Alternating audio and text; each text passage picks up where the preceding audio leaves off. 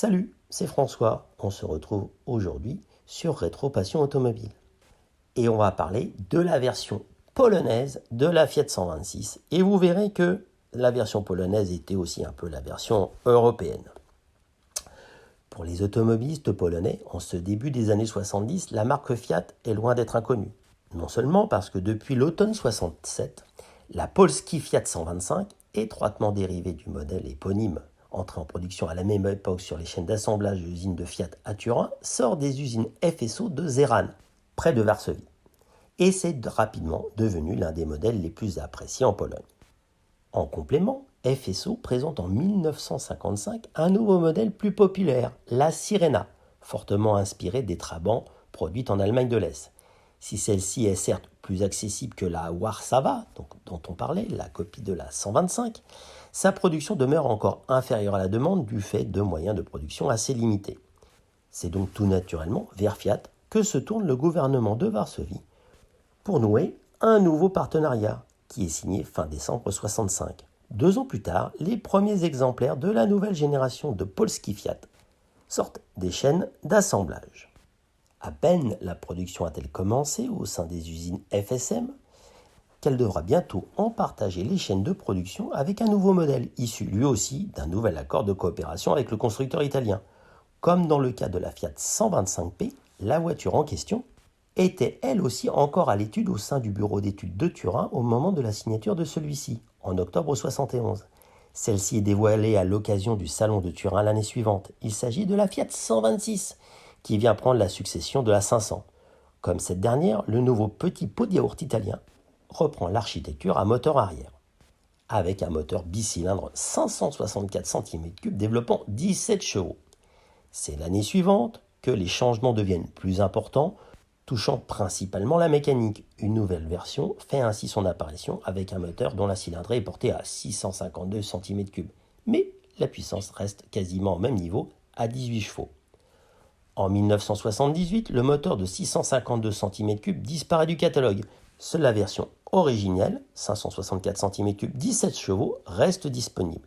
Les chaînes de montage fonctionnant bientôt au maximum de leur capacité, d'autant plus qu'à partir de l'année suivante, la 126 cesse d'être assemblée au sein des usines Fiat de Turin, conférant ainsi à celle située en Pologne l'exclusivité de l'assemblage du modèle.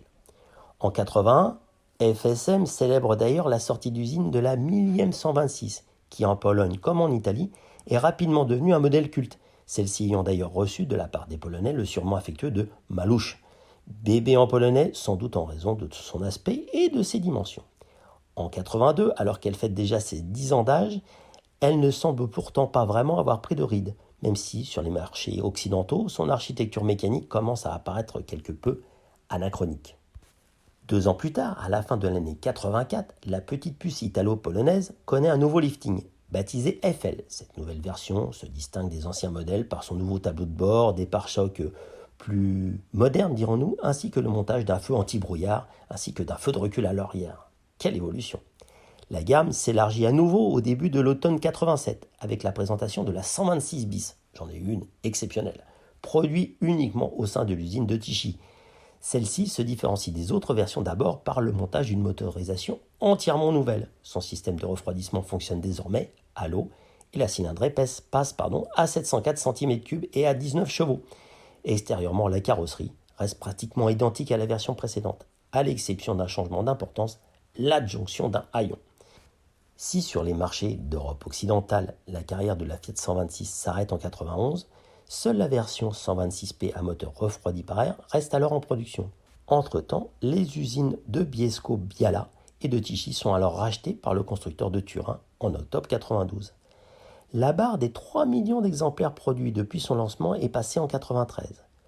Le modèle ne connaîtra plus guère de changements significatifs après, jusqu'à sa fin de production après une carrière longue de 28 ans en septembre 2000.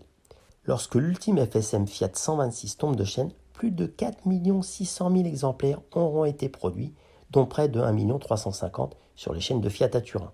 Ce qui en fait, bien sûr, la voiture la plus produite en Pologne depuis l'indépendance du pays en 1918. Et beaucoup sont restés en Pologne. En effet, sur les 4,6 millions d'exemplaires construits en Pologne entre 1973 et 2000, seuls un peu plus de 900 000 exemplaires furent vendus à l'étranger. Aujourd'hui encore, au pays de l'Èche Walesa, la petite Malouche reste une voiture culte, qui à l'image de la 2 chevaux en France, de la Mini en Angleterre, de la Coccinelle en Allemagne ou encore de la 500 en Italie, aura permis à de nombreux Polonais et Polonaises de pouvoir s'offrir leur première voiture et aura ainsi mis le pays sur roues. Vous pouvez retrouver l'intégralité de ce texte de Philippe Roche sur Rétropassion Automobile, ainsi que les photos qui sont bien sympas de toutes ces versions de la petite 126.